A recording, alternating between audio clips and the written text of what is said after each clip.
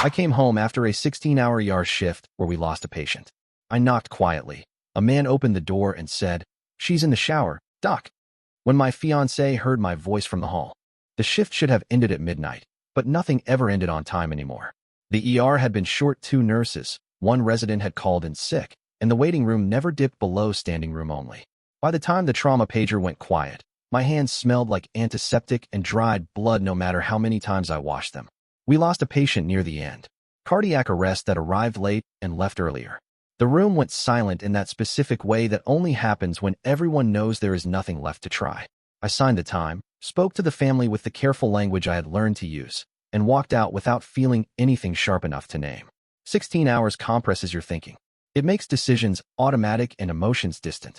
Driving home felt like floating through a tunnel of streetlights, red to green to red again, my mind replaying small procedural details instead of faces. I parked in the same spot I always did, angled too close to the curb, and sat for a moment with the engine off, letting the quiet settle. The building looked the same from the outside, brick darkened by rain, a few windows still lit. Ours was dark. I climbed the stairs slowly, keys already in my hand, then stopped myself out of habit. Vanessa worked from home most days. She hated being startled. I knocked softly, more a tap than anything, expecting to hear her footsteps or her voice drifting through the door. Instead, the door opened almost immediately. The man standing there was not startled at all. He was relaxed in a way that suggested routine. He wore a t-shirt that did not belong to me and gym shorts that were too casual for a guest. His hair was damp, as if he had recently rinsed his face or washed his hands. He looked at me, took in the hospital badge still clipped to my jacket, and smiled like someone who had already decided how the conversation would go. He spoke before I could, addressing me with familiarity and confidence, mentioning that she was showering, using my profession as if it were my name. The words landed wrong, not because of what they meant, but because of how easily they were delivered. He stepped back half a pace, leaving the door open, as if inviting me in or expecting me to enter without question. For a second, my body did not react. Exhaustion can do that. It delays the connection between observation and response. I looked past him into the apartment. The lights in the hallway were on. A pair of shoes I did not recognize sat neatly by the wall. Not tossed there, not hidden, but placed carefully, toes aligned. I walked inside without acknowledging him, my movements steady in the way they had been all night. The living room looked mostly the same, but small things were off. A throw pillow had been moved. The coffee table held 2 glasses, one with condensation still clinging to the side. There was a faint scent of a cologne that was not mine and not something Vanessa usually liked. The television was paused on a streaming service profile that was not mine or hers. The man closed the door behind me, still calm, still unhurried. He explained himself in broad terms without urgency, as if this situation had been anticipated and rehearsed. He did not raise his voice. He did not apologize. He did not ask who I was. He already knew. From the bathroom came the sound of the shower running, steady and uninterrupted. Vanessa sang sometimes when she thought she was alone. She did not sing now. I moved down the hallway, each step grounding me further into the moment. The mirror by the closet reflected my face back at me, drawn and older than I felt, eyes rimmed red from lack of sleep. I looked like someone who had just come from where people died, which made the scene around me feel staged and unreal. Vanessa's voice came from behind the bathroom door when she heard movement in the hall. She said my name, not sharply, but carefully, the way someone speaks when they are buying time. The water did not stop. There was a pause after she spoke, long enough for the weight of the situation to settle into place. The man shifted behind me. I could feel his presence without looking at him. He murmured something about stepping out, about giving us space, as if this were a courtesy rather than a retreat. He moved toward the door, gathering his shoes, still unhurried. When he passed me, there was no embarrassment in his posture. There was calculation and something like relief. He left without incident. The door closed softly behind him. The apartment felt smaller after that, air heavy with things unsaid. The shower finally stopped. Vanessa emerged wrapped in a towel, hair slicked back, eyes scanning my face for cues. She spoke quickly, then slowed when she saw that I was not matching her pace. Her explanation arrived in fragments that did not align. She referenced work stress, loneliness, misunderstandings. She spoke as if this were a recent complication rather than an established pattern. I listened without interrupting, not because I believed her, but because the habit of listening was ingrained. In trauma rooms, interruptions cost lives. Here, they only postponed clarity. As she talked, I noticed more details. The bathroom counter held a toothbrush I did not recognize, placed in a holder that had previously held only mine and hers. The trash can was heavier than usual. A damp towel hung over the back of a chair that was never used for that purpose. These were not signs of a single lapse. They were signs of repetition. Vanessa watched me closely, adjusting her tone when my expression did not change. She framed events around my absence, around the long shifts and missed dinners, around the nights I came home too tired to speak. She suggested that things had drifted without intention, that boundaries had blurred. The words were familiar, drawn from the same shared cultural script that reduced responsibility into circumstance. I asked practical questions, the kind that could not be deflected by emotion. How long? How often? Who else knew? The answers did not arrive cleanly. Timelines shifted. Details were omitted, then reintroduced in altered forms. Each inconsistency widened the space between what I was being told and what I could verify with my own eyes. There was a knock at the door. Vanessa froze. I did not. I opened it to find our neighbor from across the hall, a middle-aged woman who borrowed sugar and complained about noise, but remembered everyone's schedule. She looked between us, then spoke casually, mentioning that the man who had just left had been coming by for weeks, sometimes during the day, sometimes late. She assumed he was family or a colleague. She apologized for interrupting and returned to her apartment without waiting for a response. Vanessa's silence after that was louder than anything she had said before. The story she had been building no longer held its shape. The casual certainty with which the man at the door had spoken earlier took on new meaning. He had not been improvising. He had been operating within a routine that existed before tonight. I sat down at the kitchen table, the chair scraping softly against the floor. Fatigue pressed in from all sides, but clarity cut through it. This was not discovery of an affair. This was discovery of a parallel structure that had been running alongside my life, sustained by my absence and my trust. Vanessa tried again, adjusting her approach, shifting from explanation to appeal.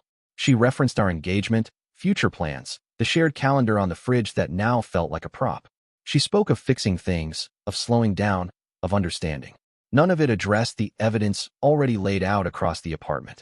I stood and gathered a few essentials without drama. Wallet, keys, phone charger. I moved methodically, the same way I did during handoffs at work. Vanessa followed me from room to room, her voice rising and falling, searching for a reaction that did not come. At the door, I paused, not for her, but to look back at the space one last time. The apartment no longer felt like a place of rest. It felt like a set where scenes had been rehearsed without me. I left and walked down the stairs into the night, the weight of the day finally catching up. Outside, the air was cool and steady. I sat in my car and stared at the building, replaying the man's words, the neighbor's certainty, the small domestic details that told a larger story. The shift had ended. Something else had begun. I slept in the call room that night, not because it was comfortable, but because it was neutral. Hospitals have a way of flattening personal crises. The walls do not care why you are there. The fluorescent lights come on at the same hour regardless. I woke to the sound of carts rolling down the hallway and the smell of burnt coffee, my phone vibrating with missed notifications that I did not check. The absence of messages from Vanessa felt deliberate, like another move in a sequence I had only just begun to see. Morning rounds moved quickly. Muscle memory carried me through patient lists and medication adjustments.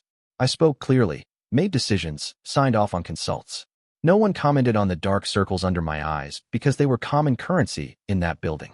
During a brief pause at the nurse's station, I overheard a comment about equipment delays and vendor changes, spoken casually, without awareness that it would land on me.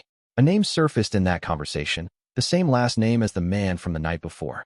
The coincidence lodged itself in my mind without forming a conclusion. By midday, administrative emails began arriving, routine on the surface but subtly off in tone. One referenced concerns about my availability for upcoming projects. Another suggested a wellness check-in, framed as support but timed poorly given the circumstances. I had not missed shifts. I had not made errors beyond what fatigue made unavoidable across the department. The language felt pre-written, as if pulled from a template reserved for people already categorized. I drove to a quiet diner after work, the kind that served breakfast all day and did not ask questions. Sitting alone with lukewarm coffee, I reviewed our shared bank account on my phone. The pattern had been there longer than I wanted to admit. Withdrawals spaced evenly, amounts small enough to avoid triggering alarms, subscriptions I did not recognize, expenses logged under vague descriptions. None of it screamed theft. All of it suggested planning. The engagement ring receipts surfaced in my memory, the way Vanessa had insisted on keeping it herself for insurance purposes. At the time, it had felt practical. Now it felt strategic. I returned to the apartment in the late afternoon, not to reconcile, but to retrieve documentation. Vanessa was not there. The space felt staged again, tidied beyond necessity, evidence smoothed over. I gathered financial records, copies of our lease, insurance paperwork. In the bedroom closet, a garment bag hung where mine had never hung before. Inside were clothes that did not belong to me, pressed and arranged as if ready for rotation. A knock came while I was there, firm and confident. I opened the door to find Ryan Porter again, this time in a blazer with a company logo embroidered on the chest. He carried a tablet and a practiced smile, as if the setting had shifted us into a different context where introductions could be reset. He spoke about work overlaps, about upcoming demonstrations at the hospital, about mutual interests. He avoided the personal entirely, as if the night before had been a misunderstanding already resolved. His presence clarified something essential. He was not hiding. He was operating in daylight. Later that evening, Vanessa called. The conversation moved quickly from concern to frustration when she realized I was not returning immediately. She framed my absence as abandonment, my silence as punishment. She spoke of embarrassment, of things being taken out of context, of people already asking questions. The speed with which external perception entered the discussion told me she had been managing narratives long before managing consequences. Over the next few days, fragments accumulated without effort. A colleague mentioned seeing Vanessa at a hospital fundraiser with Ryan weeks earlier, introduced as someone supportive during a difficult time. A nurse asked gently if I was doing all right, referencing rumors without stating them outright. An email from Human Resources proposed adjusting my schedule to reduce stress, citing feedback I had never been given the chance to address. None of it arrived with confrontation. It arrived as accommodation, which made it harder to challenge directly. I met with an administrator to clarify expectations. The conversation stayed polite and procedural. Concerns were expressed about my emotional state, about recent changes at home, about whether I had adequate support. When I asked what prompted those concerns, the answer circled back to general observations and well-meaning reports. No single source was named. The effect was cumulative, designed to feel organic. The realization settled in quietly. Vanessa had not only been preparing to leave, she had been preparing to land. That evening, I found myself parked outside the apartment building again, watching lights switch on and off. Ryan's car was there, parked openly, not tucked away. I did not go inside.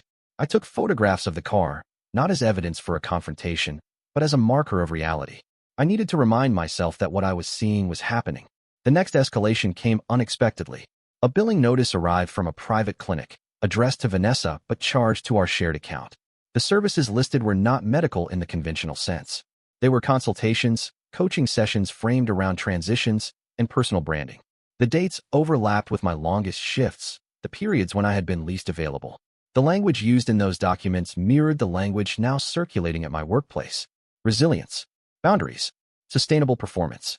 The same phrases appeared in emails, in conversations, in printed materials slid across desks with sympathetic nods. I began documenting quietly, not out of paranoia, but out of necessity. Dates, names, interactions.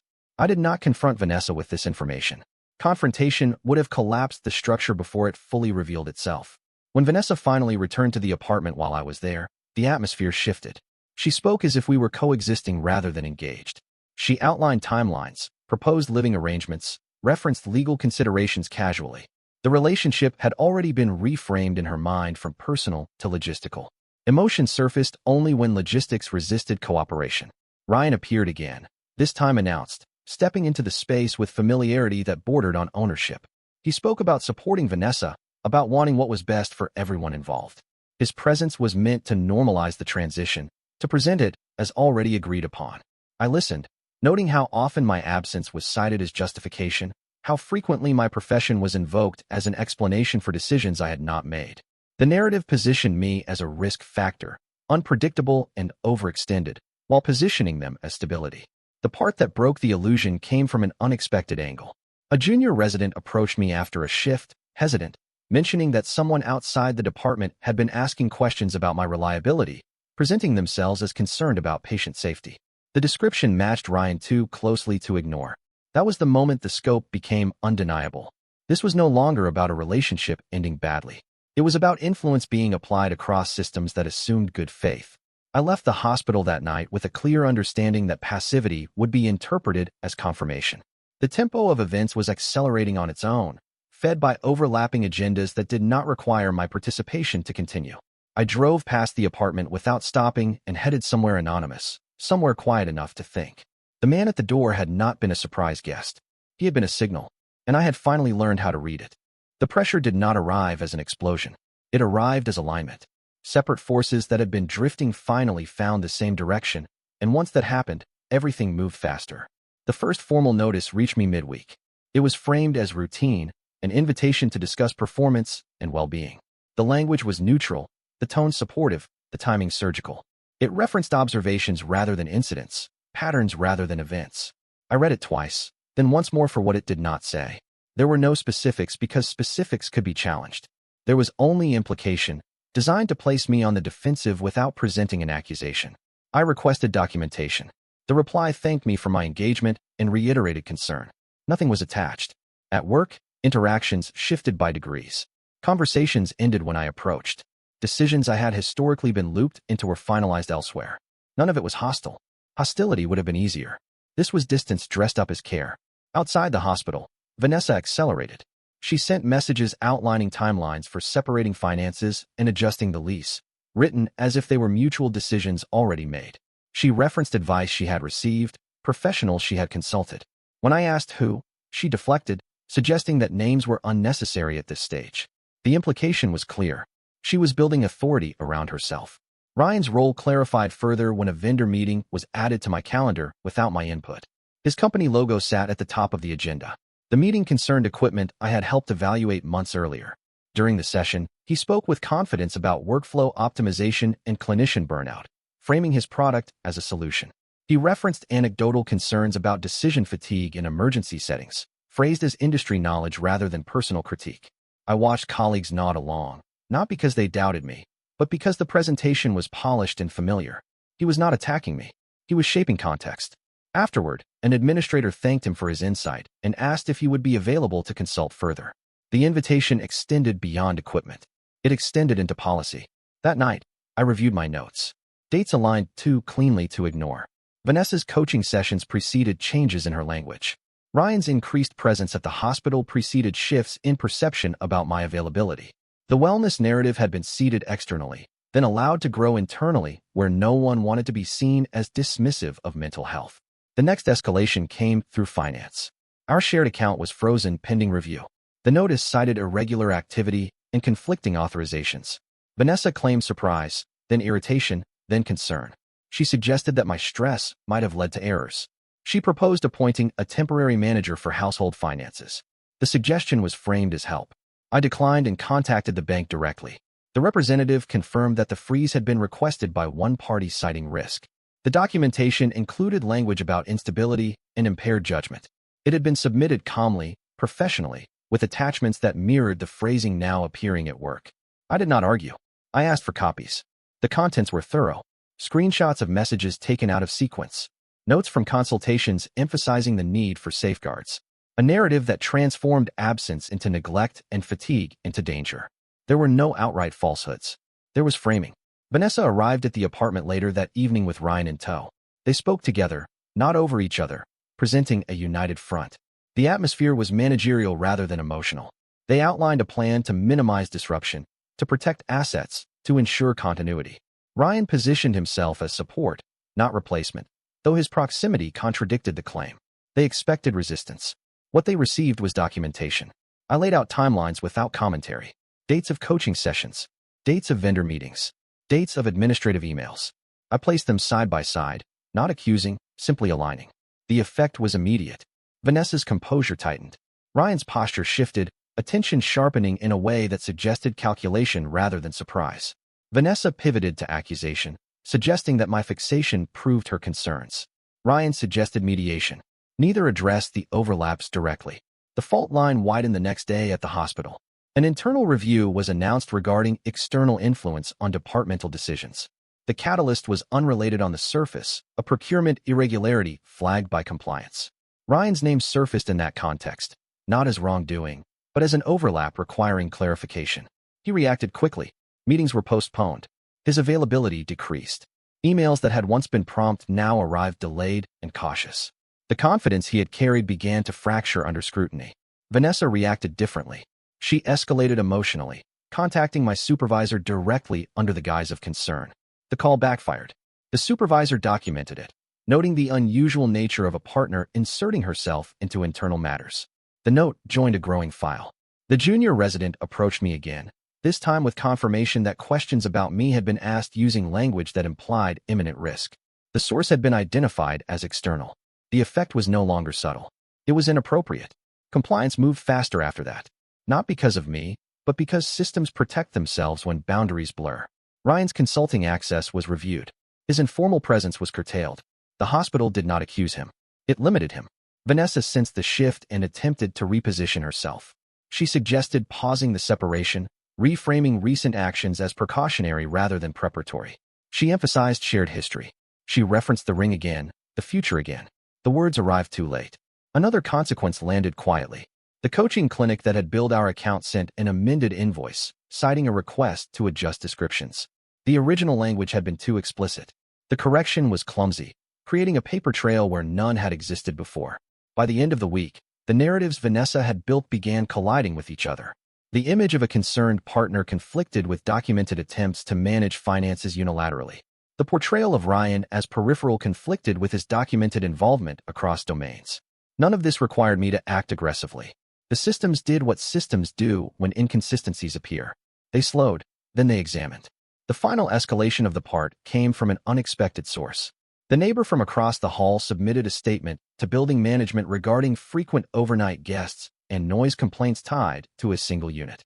The timing coincided with a lease review triggered by Vanessa's earlier inquiries about early termination. The building required clarification. Vanessa's attempt to appear orderly had generated attention she could not control. I packed the remainder of my belongings and moved them out during the day, not to disappear, but to establish separation in fact rather than theory. I informed the hospital of my temporary address and updated emergency contacts. The act was practical, not symbolic. Ryan attempted to contact me once more, proposing a conversation to clear misunderstandings. I declined. There was nothing left to clarify. His leverage depended on proximity and ambiguity. Both were gone. As the week closed, the pressure shifted direction. The structures that had been used to contain me began containing the people who had leaned on them too heavily. Vanessa's certainty fractured. Ryan's confidence thinned. I did not feel victorious. I felt steady. The fault line had opened, and the ground was still moving. The consequences had not finished unfolding, but their shape was finally visible. By the time the situation stopped accelerating, the damage had already arranged itself into categories. Personal, professional, financial, reputational. None of them were abstract anymore. Each had a file, a date, a signature. The hospital moved first, not with punishment, but with correction. The internal review concluded that external influence had crossed acceptable boundaries. Language mattered. It allowed action without spectacle. Vendor access was restricted. Informal consultations ended. Procurement protocols tightened. Names were not highlighted in announcements, but the effects were immediate and visible. Meetings Ryan once attended were restructured or canceled. Invitations stopped arriving. The building closed ranks around itself the way institutions do when they recognize exposure. My own position stabilized quietly. The wellness check-in remained, but it changed tone. Documentation I had requested earlier was finally provided, thin and imprecise, unable to support escalation. The supportive distance narrowed. Decisions I had been excluded from returned to my calendar. No one apologized. Stability did not require apology. It required alignment. Vanessa did not adapt as smoothly. The lease issue forced confrontation with reality. Building management required a single point of contact and a clear plan. The neighbor's statement had not accused anyone of wrongdoing. It had described patterns. Patterns demand response. Vanessa's earlier inquiries about early termination now worked against her. The building required documentation she could not produce without contradicting herself. Temporary accommodations turned into deadlines. The financial review concluded with partial releases and conditions. The bank restored access with dual authorization, citing conflicting claims. Vanessa reacted with frustration that slid quickly into anger. She framed the outcome as obstruction, as punishment. The representative reminded her that process was neutral. Neutrality did not yield to tone. The coaching clinic sent a final communication, formal and restrained. They acknowledged billing corrections and confirmed cancellation of services. The message closed with a reminder about disclosure obligations when services intersected with shared finances. The subtext was unmistakable. They were distancing themselves. Ryan's disappearance was gradual, not dramatic. He stopped appearing at the apartment. His car vanished from its usual spot. Messages from him shifted from confident to cautious, then stopped entirely. When his company announced internal restructuring weeks later, his name was absent from the updated leadership page. No reasons were given. Reasons were unnecessary. Vanessa tried to regain control through acceleration. She pushed for mediation, then legal counsel, then negotiation. Each attempt carried the assumption that speed favored her. It did not. Every move required alignment across narratives she could no longer synchronize. She attempted to contact my supervisor again. This time, the response was brief and documented. The boundary was reinforced without explanation. She reached out to colleagues I had worked with for years, framing concern, asking questions that suggested risk. The reception was colder than she anticipated. Professional communities are wary of outsiders who speak too fluently about internal matters. The engagement ended without ceremony. There was no announcement. There were no statements to friends. The ring remained with the insurer pending instruction. The future that had been discussed so often in abstract terms resolved into logistics handled by third parties. I returned to a routine that felt different not because it had changed, but because the weight of carrying two lives had lifted. Shifts remained long. The work remained heavy. Patients still arrived too late and left too early. The difference was internal. I was no longer buffering someone else's strategy with my exhaustion. Vanessa's consequences unfolded unevenly. Social circles thinned as stories conflicted. Professional opportunities she had referenced evaporated when follow-up questions arrived. The people who had supported her during the transition hesitated once stability required accountability rather than sympathy. Support is easiest when it costs nothing. Ryan's name surfaced once more, indirectly, during a compliance update that mentioned revised policies on vendor relationships. The language was careful. The effect was final. Influence had been replaced by oversight. Months later, I ran into Vanessa by chance in a public place, the kind where encounters cannot be staged. The interaction was brief. She spoke about moving forward, about lessons learned. The phrasing echoed earlier coaching language, but without conviction. The structure remained. The substance had thinned. I returned to work and took on additional responsibility, not as a statement, but because capacity had returned. The department adjusted around me the way it always had when reliability was demonstrated rather than claimed. Trust reaccumulates slowly, but it does accumulate. The last administrative thread resolved when the bank closed its review, noting that no further action was required. Neutral language again. Neutrality had become my ally. There was no moment of triumph. There was only the steady realization that systems, when allowed to function without interference, favor coherence over performance. The people who had tried to bend them without understanding their limits had miscalculated. The man at the door had assumed familiarity equaled access. Vanessa had assumed preparation equaled control. Both had relied on my absence to sustain their momentum. Absence had ended that night. What followed was not recovery in the cinematic sense.